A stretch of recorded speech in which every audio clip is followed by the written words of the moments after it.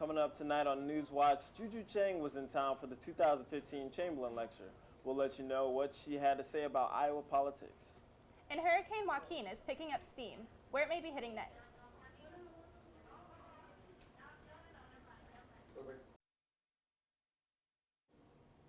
Welcome to this Thursday, October 1st edition of Newswatch 18. I'm Sequan Gatlin. And I'm Rachel Given. A prominent ABC anchor talked politics and journalism for this year's Chamberlain Lecture.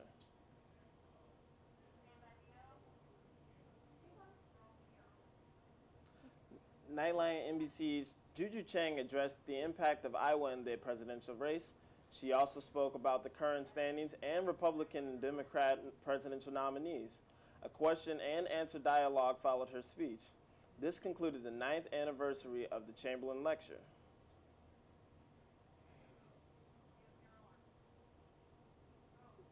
You may have noticed a new monument across from the Memorial Union. Its yet-to-be-named sign is part of President Stephen Lee's campus beautification program. The president asked for help naming for the display, placed between two iconic university structures, the Campanile and the Fountain of Four Seasons. Although the deadline has passed for submissions, the winner will receive $250 and recognition for naming the sign. This sign, along with others being constructed, help recognize Iowa State's identity around Central Campus. It all started with a dispute at the Iowa and Iowa State football game regarding race. And last night, the discussion came to the Memorial Union. Faculty, staff, and local residents gathered in the Great Hall to attend yesterday's presidential forum concerning race and inclusion on campus. The open forum was a result of racial altercations during the Cyhawk tailgate September 12th. A panel of multicultural students discussed their experiences with racial indifferences and called upon Iowa State administration for action. We also demand training for racial harassment, discrimination, and privilege. President Stephen Leaf acknowledged that Iowa State must do more concerning underrepresentation. He mentioned programs and job opportunities currently underway to include more diversity and that change will take time. So we are moving in the right direction. I don't think we're where we need to be or where you want us to be yet, but we are working in that direction. Students Against Bigotry member Jasmine Murguia wanted to make the administration aware of inclusion and safety, not to attack the administration. The forum wasn't really to put attention on them or put a spotlight on them to make them the evil people or whatever, or make them seem like they're not doing their work, because they are. They're doing their work day in and day out. This was more to open up that conversation with them, like, hey, what is that we can do? Obviously we're students, so we have our student life as well, but then we also need to compromise and come together as administration and students to work together on these issues. Vice President of Student Affairs Dr. Thomas Hill expressed that Iowa State administration has fallen short at making multicultural students feel welcome on campus. If there's a student here who feels that he or she can't go to somebody on the faculty staff at this institution, we have a problem. The panel of multicultural students appear to have plans for the long run. Make this a movement, not a moment. And so that is what we are doing. Hurricane Joaquin proposes some potential danger as the hurricane nears the United States East Coast region. Meteorologists are uncertain about the course of the hurricane as it makes its way through the Atlantic. Eastern areas of the Bahamas are being hit with heavy rains and flooding. Some East Coast states, including North and South Carolina, Virginia, and Maryland, are also at risk of flooding. So, Courtney, tell us what's going on in the world of Cyclone sports.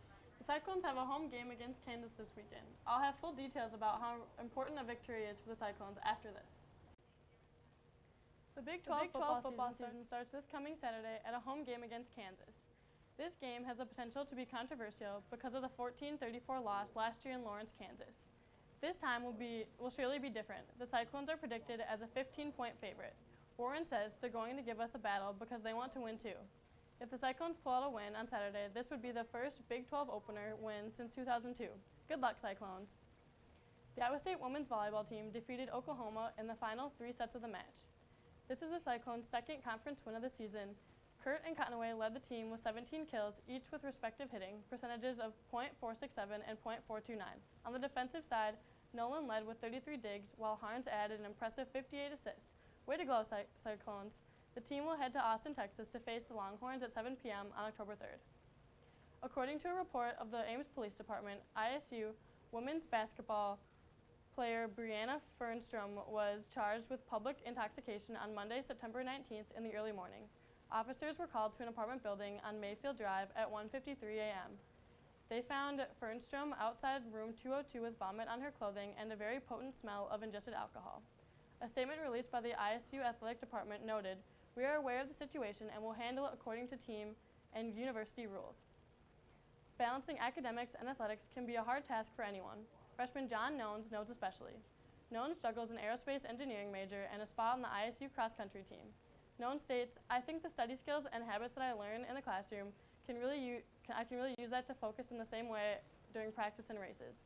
He is proving to be a positive asset to this year's team by finishing 24th in the Hawkeye Early Bird Invitational, which helped keep the victory for ISU. And now we're joined by Jan at the wall. Jan, we had a beautiful day today. Can we expect these nice temperatures to stick around? We can. Just a few clouds littered the sky today. I'll let you know how long the beautiful fall temperatures are going to stick around after the break. Welcome back to Newswatch. I'm meteorologist Stan Reinhardt. Right now outside the studio we're sitting at 54 degrees. Beautiful clear skies sticking around for us right now. Those cool temperatures are going to continue that we've been experiencing with lots of sunshine, plentiful for the next week. And it looks like fall is here to stay. Right now, though, we are sitting at 54 in Ames, 59 down in Des Moines, 55 out in Council Bluffs, and a little bit cooler up to the north in the 40s. Winds, though, are out of the northeast, keeping us a little bit cooler, but only light and variable, so nothing too much to worry about there. As I said earlier, hardly a cloud in the sky right now. No precipitation to worry about for the next week or so. However, they are getting a little bit more out to our west and much more out to the east coast as Joaquin threatens to dump all sorts of rain out there. Looking ahead, though, we do have a few clouds that are going to be building into Friday afternoon, but then as we go into Saturday, looking bright and sunny for our game day forecast. Lows tonight are going to dip down into the lower 40s and even some 30s up to the north, 35 in Mason City. Pretty chilly, so we're starting to get into that time of the year where you're going to have to start worrying about taking your plants in. But for us right here in Ames, we're only going to be about 44 for our low tonight, so nothing to worry about here. Highs tomorrow, much of the same again. 63 in Marshalltown, 64 in Des Moines for tomorrow. Tonight, going to dip down possibly into the 30s, much more chilly than we've been used to, so you might need to close up your windows if you've been leaving them open the past couple of nights, where you're going to be pretty cold in the morning. Tomorrow, though, we're going to get up to 63. Sweatshirt weather, sweater weather, so much more comfortable and fall-like for those of you who like that type of weather. Saturday is game day against Kansas. Kickoff at 11 a.m. Looking at about 54 degrees for your kickoff temperature. We'll get up to about 65, though, as the high for Saturday. Looking ahead, though, much of the same. Sunny, sunny, sunny, and 60s. Could get up to 70 on Tuesday, but that is the warmest we're going to get for a while. There will be more news after the break. Goodwill employee Lakeisha Williams had an unusual workday recently. Williams was sorting through a large donation of books when she found an envelope of cash, $10,500 to be exact. She gave the cash to her manager about a month ago, but has yet to be claimed. If no one claims the money will be donated to the Goodwill. The company has a policy to reward their employees for their honesty, likely around 10% of the amount, meaning Williams could walk away with about $1,000 for her good deed. And that's all we have for tonight's edition of Newswatch. Join us Tuesday for more news, weather, and sports. Have a great night, Ames.